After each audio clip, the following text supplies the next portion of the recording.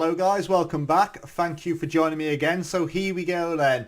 Hot off the heels of that 3-2 victory in the cup final against Celtic, we have got our first bit of silverware in the Premier League. So yeah, fair enough. We lost out on that Champions League place on the last game of the season. However, to finish it off with a cup win against Celtic, absolutely massive, especially when we got that 6-1 victory against them in the season as well. So here we go then, we're back for the end of season awards and the transfer business as you get ready for another season after finishing third place and then getting that Europa League football place. That's all that matters. You know, we need to keep generating that kind of income, putting ourselves out on the big screen, I suppose. Yes, it's not at the highest level in the Champions League, but the Europa League, hopefully, will generate us that little bit more of a reputation, my reputation as well, that will get them players coming through the door. So here we go then. We're going to start straight off with the players inducted into the Hearts overall best 11.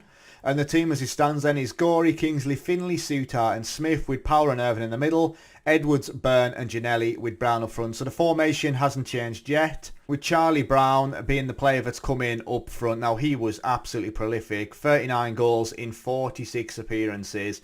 It was a shame that obviously he weren't there for the cup final win, but he will be back at the start of next season anyway. When we just have a look at him, he should be back in 2 to 7 weeks. He'll definitely be back for the start of the season anyway. That's quite a gap though, 2 to 7 weeks. How can we be so far apart there with our calculation of his return? So that's that. So the 22-23 season review, let's get into that. As a transfer deal, Connor Coventry was apparently the signing of the season. It cost 152k from West Ham. The board are pleased with the deal to sign Connor Coventry. This is mainly due to the club paying so little for the player, 100%. My player of the season though was Charlie Brown. No surprise there, like I say, 43 starts, 39 goals, 6 assists and a 7.22 rating overall. Transfers out, Zach Medley. They were happy to see him go, in fairness. We feel the club could have got a higher transfer fee for the player, but it's good to remove his salary from the club's wage bill. And off he goes to Birmingham. Plenty of players leaving. You know, we got £1 million for Odell Richards. How did he get on this season? 15 goals in 44 games. Not bad going for him. He's quite blatantly the best player at their club. So yeah, he's set up quite decently then. So the season results then, the Jambo struggled to find their best form at times, but were otherwise able to enjoy camp here, which saw them produce a highly respectable third place finish, and so they did. We got a C+ for that, just because we fluffed it on the last game of the season and didn't get in to those Champions League places. Is what it is, you know. We finished in third place. We had 97% full attendance with just over 19,000 in the stadium. We were expected to qualify for the Europa League, and we did. So, and Dundee United got relegated.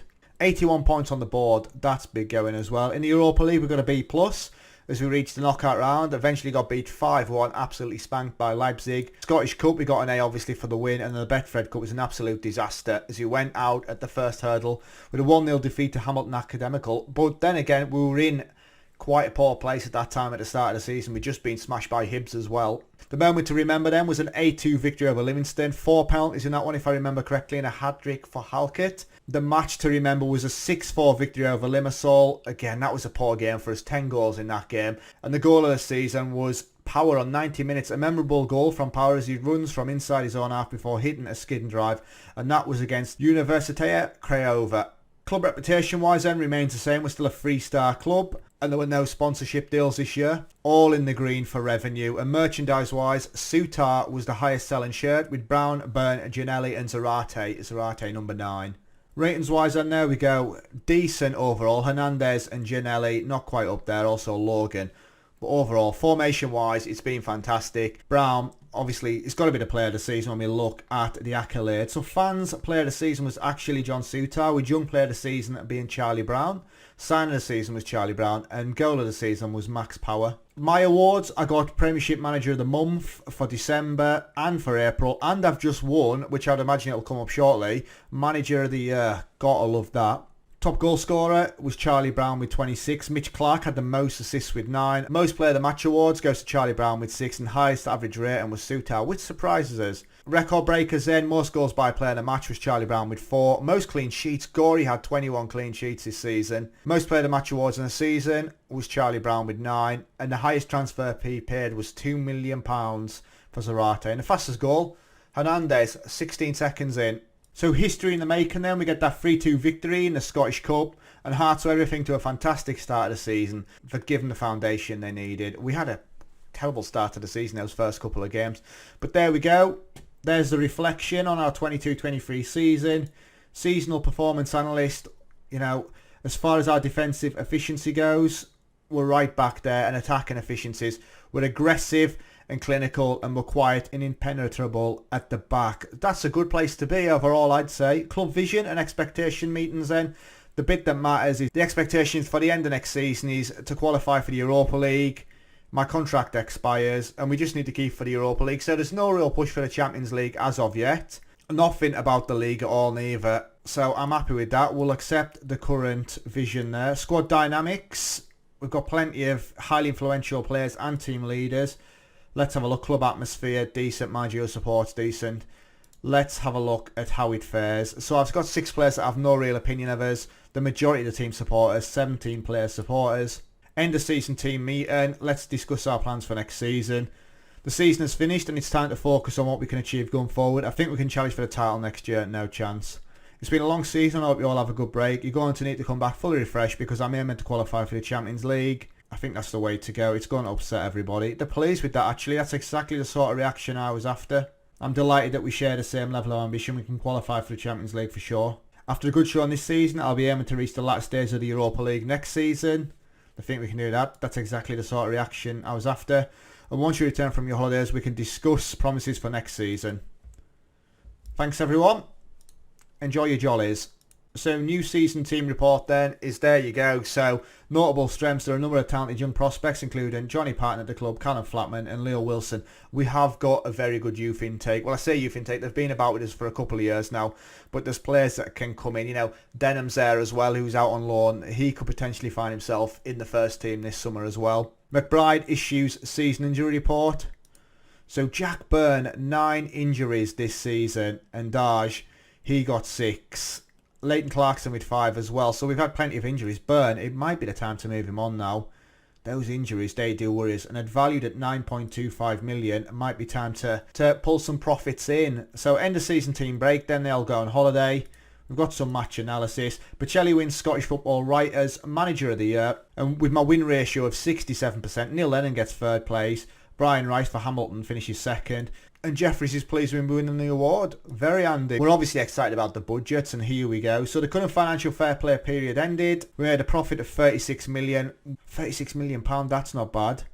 Hearts hit with tax bill, we have to pay 2.6 million. Club memberships fee, income announced, 1.5 million. Commercial summary, we were up all over the place there. Like I say, Soutard, a top selling shirt. Scout and budget wise, we've got 142k for our scout and budget. Like, what package do we go for there? Let's go for that. Let's go for the full world package. And board set initial budgets then. So we get 8.61 million. Not massive, not as much as I expected. And 130k in the wage budget. So let's have a quick look at the finances then. So we're spending 99k and we've got 129 to play with. I might make a little adjustment there if I'm completely honest. Get ourselves... And I was going to try and make an adjustment, but I can't take anything off the wage budget and put it in the transfer budget. So there we go. So... as far as the squad goes, let's have a quick look at the squad depth and where do we need to improve. So Zarate is apparently our best attacker. Now for me he's decent, he is, 22-year-old, 9 goals for us this season, valued at 7.75 million. And I think we might try and push to get some money. The thing is now, with us winning the cup, a lot of my players will be worth serious money. Brown's worth 7 million. Be interesting to see what Gorey's worth because he was 9 million. He was my most valuable player. So up front then we've got Zarate, Brown, Hernandez. I'm happy with that. I'd like to bring in another quality player up front. Brophy will look at moving on now. Out on the left hand side we've got Byrne, Walker, Devine and Ginelli. I'm happy with that if I'm completely honest. We'll try and get somebody else in but I'm quite happy with how that goes. Byrne on the other side with Ginelli, Walker and Max Power. Power did a decent job for us when he went out there. In the middle of the park, 3 stars all around as we got Irving, Power, Byrne, Edwards and Puigmal. A player that we sent out on loan. He hasn't been great if I'm completely honest. We might look at selling him on. He went off to Coventry. In our defensive midfield role, we've got Power, Mowat and Coventry there. With Clarkson as well. Clarkson didn't really set the world alight. Out on our defensive left row, we've got Mitch Clark with Finley and Devine. Kingsley as well. Kingsley will probably let him go in the summer. In the centre of defence, we've got Souttar, Finley, Halkett and Henry. They're my 4. Could do with another 4-star centre-back there. And out on that right-hand side, we've got Souttar, Mitch Clark and Logan. Clark is decent on both sides. Logan has been very good for us as well, 21-year-old Scotsman. And in goal, we've got Gorey and Youngdahl. Now, Gorey will stay with us unless I get an exceptional offer. He's just about to hit his prime now, 27-year-old. So that team, for me, is quality. We have got a bit of money to spend, but yeah, not bad going at all. So Ken claimed Scottish Footballer of the Year, with Souttar and Gorey finishing second and third. That's unlucky. Two of our players in there. Brown's named Scottish top goal scorer with 26 goals. Milik with 22 and Bamford with 17. There you go. What an absolute hero. Let's congratulate him. Hearts players named in the team of the year. So we've got Clark, Gianelli and Brown in there as well. Loving that. And Gianelli, team of the year bonus is activated in 24 grand. Right, so there we go then. We are wrapped up as far as the awards go. It's now time for me to start building a squad for next season and really trying to push on for that second place. We're not ready to challenge Celtic yet, but we can certainly give Rangers a run for the money like we did this season. So a couple more quality players coming in. We may see some players leave, especially fringe players. But yeah, I'll catch you soon. Right then guys, so we're back. And although I don't think it's possible, I think I've actually made the team worse. We're now on the 5th of August, as you can see again. Our first game will be away at Easter Road against Hibernian. Again, that's how we started last season, and it all started to go wrong for us from there. However, we've had a fairly mixed pre-season. Yeah, you know, we've won plenty of games. We've had a 5-0 victory over Aston Villa. But as far as, I think the best thing to do is show you the finances. I've got £13 million in the bank. Kind of tells you what position that we're going to be in. I've got 129k as an overall wage budget, and we're only spending 105. So without further ado then, let's have a look at who's left us to obviously get those funds into the bank, and then we'll have a look at who we've brought in as replacements. So Alex Mowat is the first player to leave. He's gone to PAOK of Greece, and he, you know, he's a decent player. I said that when we brought him in. I couldn't believe that we got him on a free transfer, but we sold him for 3.3 million. He was valued at 9 million. You know, he had half a season with us, played 15 games, 3 assists, 1 player to match performance, 6.88. But when I'm looking at obviously funds in the bank, 3.3 million. Still not a full Scottish international. That's basically what made my decision for us. A lot of my Scottish contingent are now starting to go. That is the problem. My Scottish players aren't really developing as well as everybody else, and I need to try and bring obviously more players through. But yeah, Alex Mowat is the first player to go. Eamon Brophy, the cup final hero, he's also gone. He's gone to Livingston. He went for £500,000, I believe, so 500k. After we got him on a free transfer, he didn't exactly set the world alight for us. You know, he scored 10 goals in the best part of 45 appearances for us. Now, like I say, decent player. You know, not bad overall. Apparently, he's decent for them. Let him go. But yeah, Eamon Brophy, he's gone to Livingston. Craig Halkett's gone to Dunfermline. 28-year-old, obviously Scotsman. He didn't really feature for us. He was a decent player. He's been there for me since day one. But he went for 550k. He's played a fair few games for us. He's not as ever-present as he could have been. But yeah, 550k. Craig Halkett goes to Dunfermline. Jack Henry, player that we bought in last year, has gone to Motherwell. So he joined us on a free transfer, played 16 games, was a bit of a liability, was basically the new Finlay. That was the way I seen him, because it took Finlay a year to bed into the team. But Jack Henry, I didn't feel done enough. Yeah, he got a 6.91 rating on average, played 16 games for us. We got him on a free transfer, and we sold him on to Motherwell for 650k. And the last player to leave then was Arnaud Puigmal. You know, I didn't think he was any good after I'd brought him in. He was a free transfer for us from Man United. We sent him out on loan to Coventry, where he had 11 games there. He played 8 games for us, 1 goal, 2 assists, but he's gone off to Preston for 115k. So coming in then, we've brought in the 18-year-old Frenchman, Pascal Lombardo. He plays as a centre-back and plays straight down the middle of my team. His current ability is 3-star, potential ability 5-star. He's a ball-playing defender, but like I say, can play right through the span of that team. Decent overall play, edging towards defending, obviously not the greatest attacker. Comes in as our third best central defender behind Souttar and Finlay. Not a bad place to be, as they're going to be obviously my centre pair. And anyway, history-wise, he cost us 575k. Played a fair few games in Ligue 1 for Angers. Played 31 games last season, and bearing in mind, he is only 18-year-old. He's already capped at under 19 level as well, and I think this guy's going to be quality. We talk about heading, marking and tackling. They're all fairly decent. Strength a bit more, 6'2" as well. Passing 16, should be decent out of the back. So first player in was Pascal Lombardo. We then brought in Matija Sarkic, goalkeeper we brought him in for. He's a 26-year-old Montenegrin, is that how you'd pronounce that? He's from Montenegro anyway. 17 caps already. Now, we got him on a free transfer from Middlesbrough, played 3 games with them last season, conceded 7. Middlesbrough, not the team that you want to be at. But yeah, he's played 5 games for us, 3 starts, 2 substitute appearances with 4 clean sheets, only conceding 1 goal. Now, he isn't my starter. Obviously, Gori is my number 1 there. But yeah, Matthias Sarkic comes in. Decent aerial reach, command of area 12. He's 6'4" and a full international.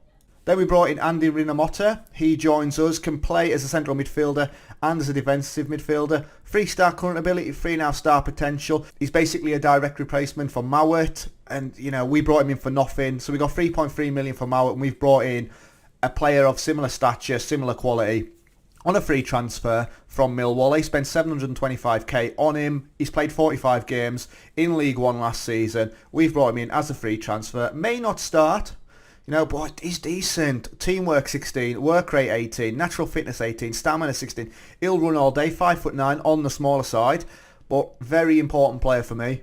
When we look all around, he's got decent speed, good mentals. Comes in, apparently he's one of my best central midfielders, number 1 on there with Connor Coventry. But yeah, Andy Ryzen, next player in. And then we've gone for a bit of experience, bringing in Matt Ritchie on a free transfer. 49 caps for Scotland, 13 goals, can play on both sides, out wide. Absolutely incredible player. And we got him on a free transfer, and I'm not spending a lot on wages, 5k. So he's playing to his full potential, obviously. We may only get a season out of him, but Salzburg bought him for 3.6 million. Played 14 games in the Bundesliga in Austria last season, and we've got him on a free. I'm absolutely buzzing. That is a great piece of work. So, good business. We brought him in, free transfer. We haven't really spent any money. We have got some other players joining us, and they'll join us later on, so we'll have a look at that.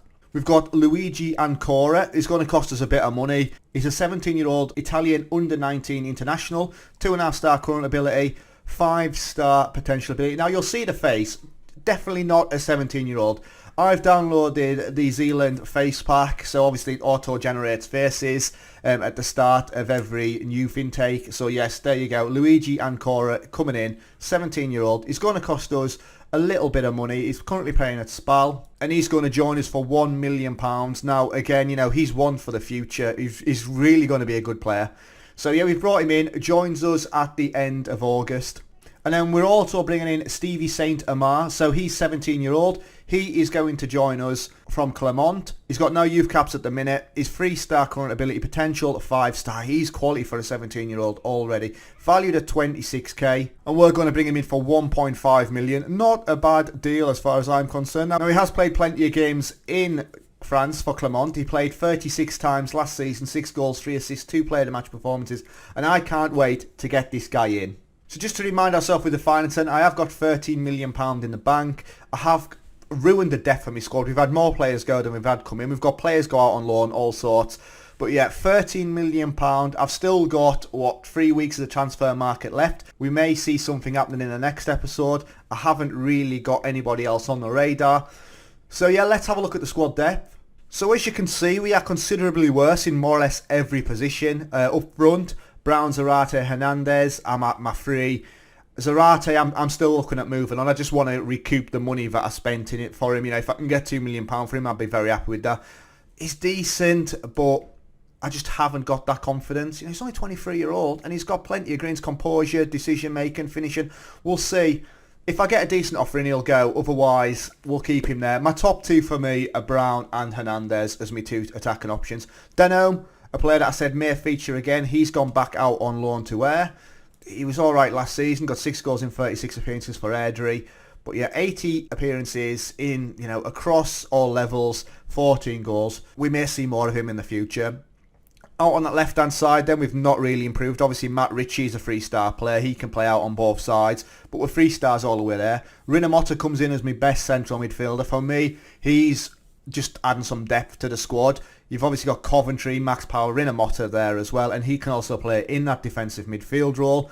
At the back, unchanged, Mitch Clark, Divine Finlay. I've actually had a £15 million offer for Mitch Clark. Rejected it, because I think we'll get more out of him. I genuinely think I'll be pushing 25 million out of him for a couple of seasons. So that's where we are on that left-hand side. In the middle of the defence, we've got Souttar, Finlay, Lombardo. They'll play as me 3. I do need another centre-back there. And my defensive right option is Suter, Mitch Clark, Logan and Rinna Motta can play out there as well. In goal, we've got Gorey and Sarkic, and then Youngdahl has gone out on loan. So Youngdahl has gone off to Dundee United, who were relegated into the Championship this season. Squad dynamics then. So considering the turnover, the team cohesion is good, club atmosphere is good, and managerial support is very good. I've got Max Power, who's unhappy to have been touted for other clubs for a transfer. I just put the feelers out there, and exactly the same for Zarate. Max Power, you know, he'll feature for us, but I thought if I can get some money for him, he's 30-year-old, currently playing 3-star now. Thought if I can get him out there, why not? Top influencers wise, nobody opposes. I've got 12 players as supporters. Fortunately, it's all 3 of my team leaders, and 9 players have no real opinion of us. So overall, we're in quite a decent place, I'd say. The finances, we've still got a bit there. We are looking good. Schedule-wise, we've got Hibernian and Motherwell first. I did say last season we want to start off with a couple of wins and we should be winning them. Hibs is the big one. We haven't been great against them. I don't know what it is. I don't know if my players don't like the big games, if they get nervous, whatnot. We have smashed them before, but this time, you know, I'd like to start off the season again. As at the end of last season, we got beat 2-1. We lost both of our opening games, so it'd be ideal if we could get ourselves off to, you know, 2 wins on the bounce would be fantastic. As far as the season preview goes then, we are predicted a 3rd place finish. Motherwell will be chasing us as well. Hibs 6. And odds on to go down is Dunfermline. We have not got any players in the Media Dream 11, as is expected if I'm completely honest. Gorey, I would say he's up there as being one of the best keepers, but Inuit Radu gets the nod there. But yeah, we are expected a 3rd place finish, so the pressure is on. So yeah, so that's where we'll wrap it up then. There's still plenty of transfer business to do. Probably my worst transfer window, I'd say, throughout the series. We haven't been good there. I haven't been able to get the options in. But finances-wise, we've done it, you know. Finances-wise, when you look at that graph there, you know, we started off minus 1.34 million and we're up to plus 21 million. So we're not in a bad place at all. But yeah, we'll come back in the next episode for that game against Hibs. That is today as such in the diary anyway. So we'll come straight back in the next episode, do the Hibs game, and then we'll see if we get any transfer business between Hibs and Motherwell. So, thanks for watching, and I'll catch you later. Ta-ra.